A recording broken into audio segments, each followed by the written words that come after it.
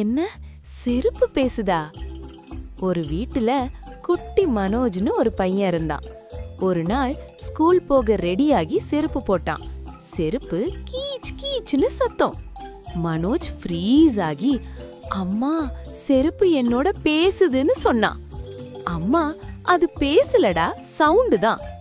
மனோஜ் சீரியஸா செருப்பு பார்த்து, என்ன ப்ராப்ளம், டைட்டான்னு கேட்டான்.